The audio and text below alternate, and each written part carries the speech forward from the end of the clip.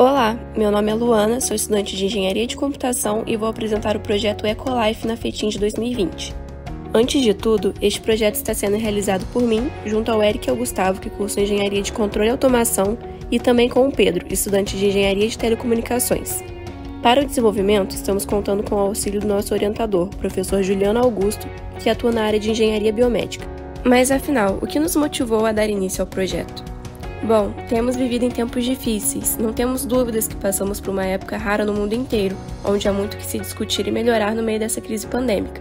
Levando em consideração o aumento de pessoas contaminadas com o Covid-19, a falta de ventiladores pulmonares para atendê-las se torna uma realidade cada vez mais frequente.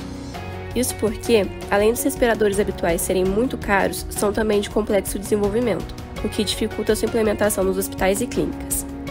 O governo tem buscado adquiri-los em massa para a implementação nos hospitais, mas ainda assim se tem o receio de que não seja o suficiente. E infelizmente as dificuldades não param por aí.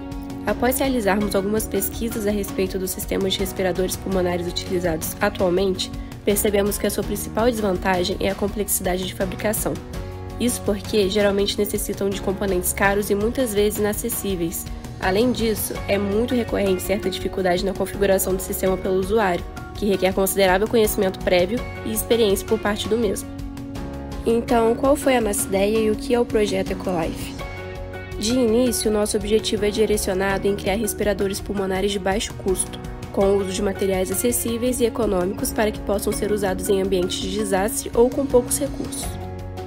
Seu desenvolvimento se baseia em um código totalmente aberto e bem documentado, facilmente reproduzível com alarmes de emergência para situações críticas.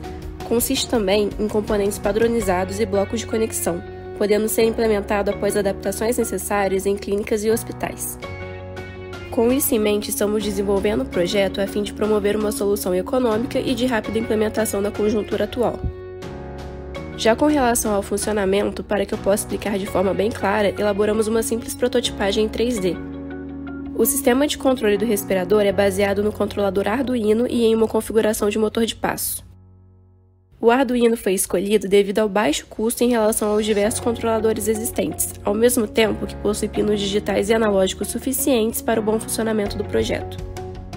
O sistema implementa dois modos, o primeiro é configurado com uma ventilação mecânica controlada e o outro com uma ventilação de razão inversa.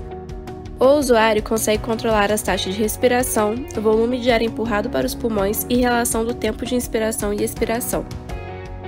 O processo de compressão do ressuscitador manual funciona de maneira que, quando o empurrador atinge a posição inicial, ele colide com o interruptor de limite. A partir desse ponto, o volume corrente pode ser ajustado pela amplitude do movimento do impulsor e a frequência respiratória pode ser ajustada por uma frequência de pressão. É importante ressaltar que um sensor mede a pressão absoluta, portanto é necessário calibrar o sistema cada vez que o ventilador é usado, para assim determinar o nível de pressão ambiente normal. E bom, até aqui pude apresentar que o projeto foi desenvolvido com base em um código open source e bem documentado, a fim de facilitar o manuseio pelo usuário.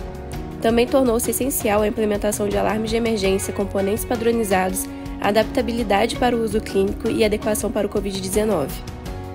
Embora o nosso sistema desenvolvido seja inferior aos ventiladores médicos usados em hospitais e clínicas atualmente, é muito mais barato e pode ser implantado por meio de manufatura distribuída.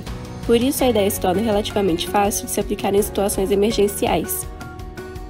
Mesmo assim, é importante traçar os próximos passos necessários para a inovação e adaptabilidade do mesmo. Por isso, trabalhos futuros envolvendo uma colaboração com médicos e profissionais da saúde vão ser necessários para desenvolver ainda mais o sistema projetado, para que, assim, sua implementação seja aceitável também em ambientes clínicos e hospitalares.